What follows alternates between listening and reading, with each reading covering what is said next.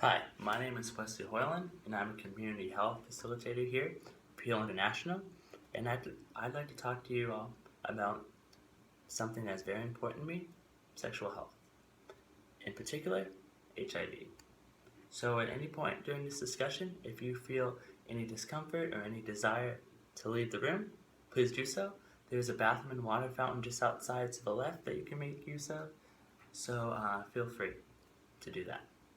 Everything discussed in this room will be kept here.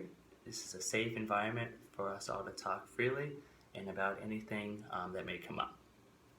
So throughout the entire discussion, if you have any questions that pop into your head or anything, you can just raise your hand and I'll answer them during the presentation. Or if there's any remaining questions or any unanswered questions, you can come to me after and I will stick around after the presentation and answer all your questions.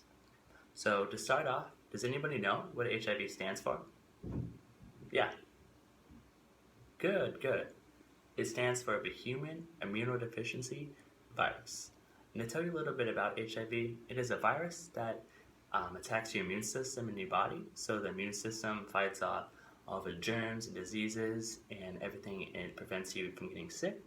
And with that gone or very decreased, your body is more susceptible to opportunistic infections that can eventually lead to the advanced stage of HIV called AIDS. There's currently no cure for HIV available, but there are fantastic treatments available to make a normal life possible if you are infected with HIV.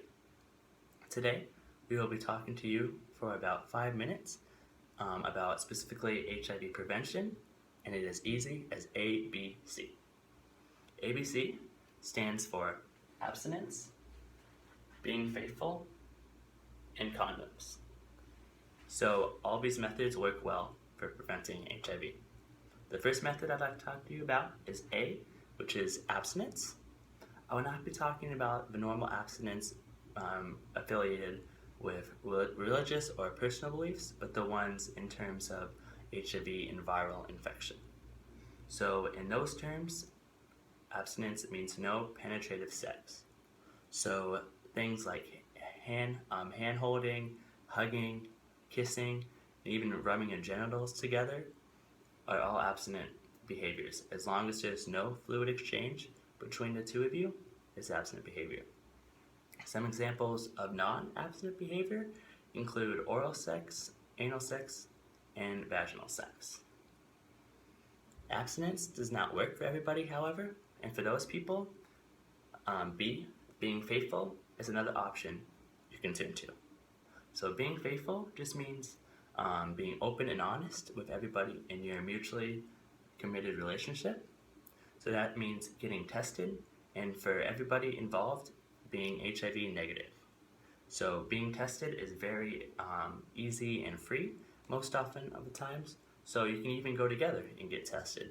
And this will prevent any HIV transmission between the two or any more of you involved. And lastly, for people who cannot follow these two previous methods, condoms are a great option.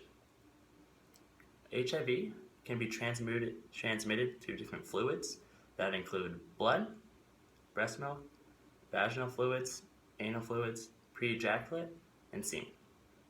These different fluids transmit HIV by coming into contact with certain openings or doors. These openings are the tip of the penis, the vagina, the anus, and any exposed or open wound you may have on your body. Condoms work by preventing, it acts as a barrier from preventing these fluids to come in contact with those openings or doors. The polyisoprene or latex condoms work best. They do not rip or tear as easily as some of the animal-based condoms you may also buy. And just be sure when using condoms that to use one condom per one sexual act per one person. And any of these methods I mentioned here at ABC work well for preventing HIV. Everybody is different, and it is best to find the one that works for your mutually committed relationship and everybody involved. If at any point one of these three methods do not work well for you, or just at the time do not work well, then you can switch between all three of them since they all work great for preventing HIV. For people who are already HIV positive, you can still use this method. The abstinence and condom methods work great. It prevents transfers of any fluid that may infect anybody involved, prevent any fluid to transmit the HIV virus.